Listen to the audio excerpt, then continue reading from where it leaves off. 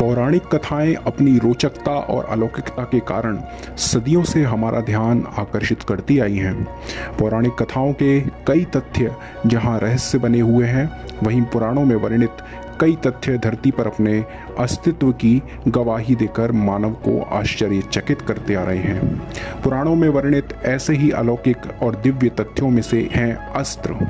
शास्त्रों में दो प्रकार के हथियारों का जिक्र आता है, अस्त्र तथा शस्त्र। शस्त्र वे हैं जिन्हें हाथ में पकड़कर युद्ध लड़ा जाता है, जैसे तलवार, वज्र, गदा, अंकुश, भाला, शण, चाकू, खड्ग, मूसल, फरसा, वशी, भुषुंडी, शंकु, पट्टिश, कुंटा, तीर, भिंदीपाल, परशु, कुल्हाड़ा, ढाल, बर्छी, तोमर, परिघ, शूल, त्रिशूल आदि। अस्त्र वे हैं जिन्हें प्रक्षेपित किया जाता है, यानी फेंका जाता है। अस्त्र शस्त्र की तुलना में अधिक मारक व घातक होते हैं। शास्त्रों में एक से एक बढ़कर अलौकिक, विनाशक व दिव्य अस्त्रों का वर्णन मिलता है। अस्त्रों को हम आज के समय में विज्ञान की भाषा में परमाणु यानी न्यूक्लियर बम बोल सकते हैं। अस्त्रों का निर्माण विभिन्न देवताओं ने अपनी शक्तियों से किया है। अस्त्रों के अंदर इतनी शक्ति मौजूद है कि कोई अस्त्र किसी व्यक्ति के शरीर के चीथड़े तक उड़ा सकता है। आम व्यक्ति की तो बात ही कहाँ की जाए, वीर योद्धा भी इसके भय से थरथर कांपते थे। कोई अस्त्र किसी पूरी सेना को भी भस्म कर सकता है। शास्त्रों में भगवान विष्णु के सुदर्शन चक्र व शिवजी के त्रिशूल से लेकर ब्रह्मास्त्र, नारायणास्त्र, पाशुपतास्त्र, भार्गवास्त्र, सूर्यास्त्र, चंद्रास्त्र, इंद्रास्त्र, कृत्या, वीरघातिनी शक्ति, वासवास्त्र, ब्रह्मांड अस्त्र, पर्जन्य अस्त्र, आग्नेय अस्त्र, पर्जन्यास्त्र, पन्नगास्त्र, वायव्यास्त्र, ब्रह्मशिर, गरुड़ास्त्र, अमोघास्त्र आदि का वर्णन मिलता है। इन सभी अस्त्रों में से एक अचूक एवं महाभयानक अस्त्र है ब्रह्मास्त्र। नमस्कार दोस्तों, YouTube चैनल जीवन मंथन में आपका स्वागत है और आज हम बात कर रहे हैं पुराणों में वर्णित एक दिव्य अस्त्र की, जिसका नाम है ब्रह्मास्त्र। शास्त्रों में कहा है कि ब्रह्मास्त्र का प्रयोग करने पर धरती पर एक स्तर तक प्रलय का वातावरण बनाने की क्षमता थी। इसको चलाने के नतीजे की तुलना हम वर्तमान समय के नागासाकी व हिरोशिमा में परमाणु बम के प्रक्षेपण के बाद की स्थिति से कुछ हद तक कर सकते हैं। रामायण व महाभारत में ब्रह्मास्त्र का प्रयोग कई बार हुआ है। संभवतः राम रावण युद्ध के दौरान प्रथम बार धरती पर ब्रह्मास्त्र का अवतरण हुआ हो। यह तो कहा ही जा सकता है कि महाभारत का युद्ध इस पृथ्वी और मानव सभ्यता का पहला परमाणु युद्ध था, जिसमें अनेक प्रकार के दिव्य अस्त्रों का प्रयोग हुआ। ब्रह्मास्त्र की रचना ब्रह्मा जी ने की है। यह उनका सबसे प्रमुख अस्त्र है। ब्रह्मास्त्र धरती पर आम मनुष्यों के पास नहीं होता था, बल्कि कुछ विशेष मनुष्यों के पास ही यह अस्त्र होता था, जिसको वो कठिन तपस्या करने के बाद प्राप्त किया करते थे। यदि दो ब्रह्मास्त्रों का आपस में टकराव हो जाए तो निश्चित ही संपूर्ण धरती नष्ट हो जाए। मनुष्य ही नहीं, देवता भी इस अस्त्र के नाम से थरथर कांपते थे। सीता जी की खोज के दौरान लंका गए रुद्रावतार हनुमान जी को काबू करने के लिए मेघनाथ ने ब्रह्मास्त्र का प्रयोग किया था।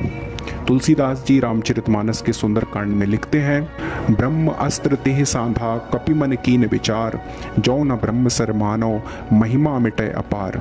ब्रह्मवान कपि कहु तेह मारा, पर तेहु बार कटकु संघारा, तेह देखा कपि मूर्छित भयऊ, नाग पास बांधे सिलाए गयऊ।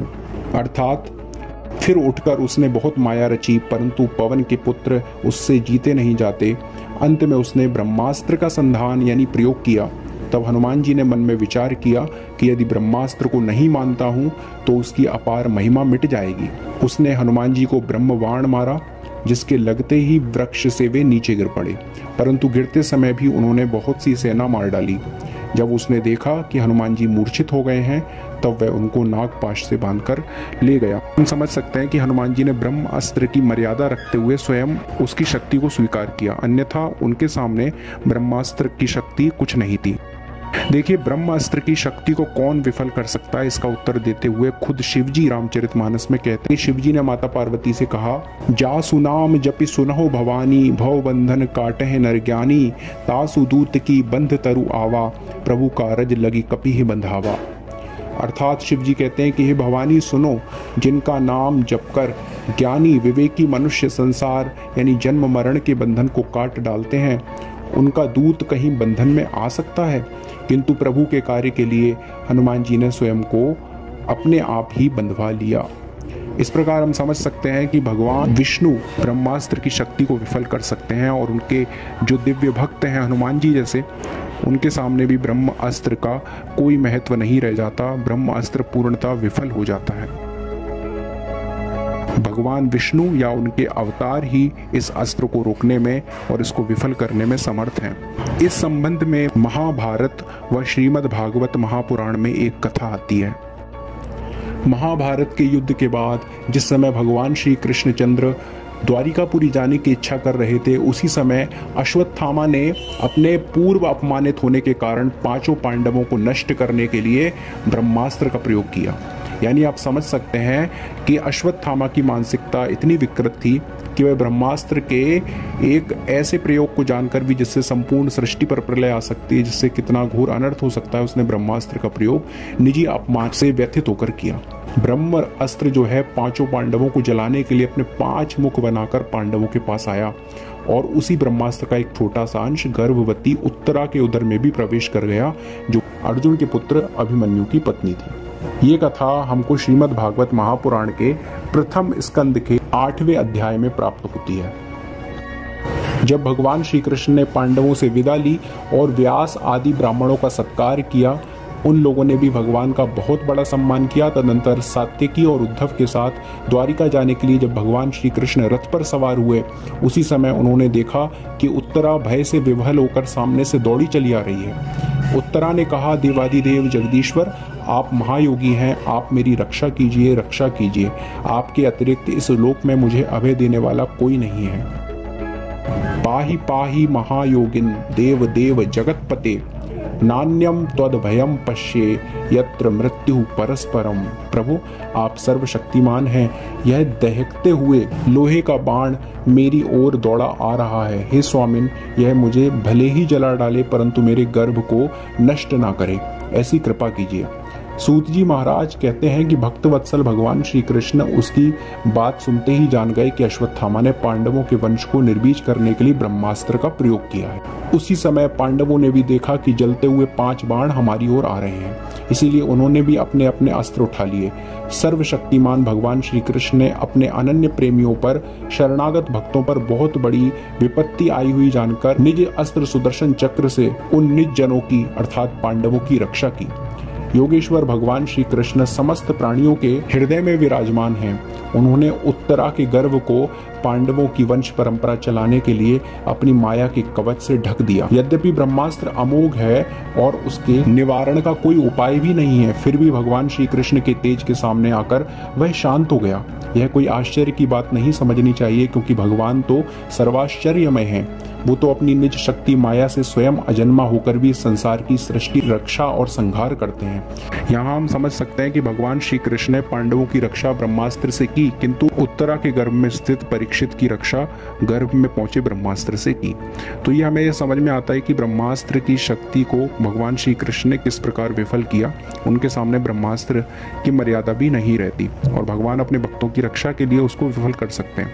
भगवान श्री कृष्ण के सामने ब्रह्मास्त्र की शक्ति कुछ नहीं थी, इसीलिए महाभारत के युद्ध में वो अर्जुन की रक्षा कर पाए। महाभारत के भीष्म पर्व में भी कहा गया है, द्यौ सचंद्रार्क नक्षत्रा खम दिशो भूर्महो दधि वासुदेवस्य वीर्येण विधृतानि महात्मना ससुरासुर गंधर्वम सयक्षोर गराक्षसम जगदवशे वर्ततेदम कृष्णस्य सचराचरम। अर्थात द्युलोक, चंद्रलोक, सूर्य, नक्षत्र, आकाश, सभी दिशाएं, यह धरती और महासागर, सब कुछ भगवान वासुदेव श्री कृष्ण की, वासुदेव भगवान विष्णु की शक्ति से ही स्थित है। सभी सुर, असुर, गंधर्व, यक्ष, राक्षस, संपूर्ण संसार, सचराचर जगत भगवान श्री कृष्ण के ही वश में है। रामचरितमानस में भी तुलसीदास लिखते हैं, राम रावण युद्ध के दौरान जब मेघनाद भगवान श्री राम पर अपनी शक्तिमय अस्त्रों का प्रयोग करता है, तब तुलसीदास जी लिखते हैं, जासु प्रबल माया बस शिव विरंची बड़ छोट ताही दिखावे निशिचर निज माया मति खोट। अर्थात शिव जी और ब्रह्मा जी तक सब इतने बड़े बड़े देवी देवता, समस्त छोटे बड़े सभी प्रकार के देव और सभी प्रकार की सृष्टि अत्यंत बलवान माया के वश में है और वह माया भगवान विष्णु की माया है। उन्हीं परमेश्वर विष्णु राम रूपधारी भगवान विष्णु को नीच बुद्धि राक्षस अपनी माया दिखा रहा है। यह तो उसी प्रकार हो गया कि सूर्य को हराने के लिए कोई एक दीपक से उनको जलाना चाहे, क्योंकि भगवान विष्णु ही समस्त शक्तियों के उद्गम और निर्माता हैं। सारी शक्तियों के स्रोत वे ही हैं। सभी देवी देवताओं, समस्त चर अचर जीवों के अंदर जो ऊर्जा है, जो वीर है, जो शक्ति है, वो भगवान विष्णु से ही उत्पन्न होती है। महाभारत ग्रंथ के सौप्तिक पर्व के 13वें अध्याय से लेकर 16वें अध्याय तक ब्रह्मास्त्र का व्यापक वर्णन मिलता है। महान वैज्ञानिक सर जी रॉबर्ट ओपनहेमर ने महाभारत व भगवत गीता के गहन अध्ययन के बाद दिव्य अस्त्रों की परमाणु से भी भयंकर सत्ता को तथा महाभारत काल में इन अस्त्रों के अस्तित्व को स्वीकार किया है। ओपनहेमर के नेतृत्व में ही महाभारत के आधार पर परमाणु पर रिसर्च करके 16 जुलाई 1945 को इसका परीक्षण किया गया। पुणे के लेखक डॉक्टर पद्माकर विष्णुवर्धक ने अपने शोध कार्य में ब्रह्मास्त्र को परमाणु बम सिद्ध किया है। 1969-70 में अपनी पुस्तक स्वयंभू में उन्होंने इसका उल्लेख किया है।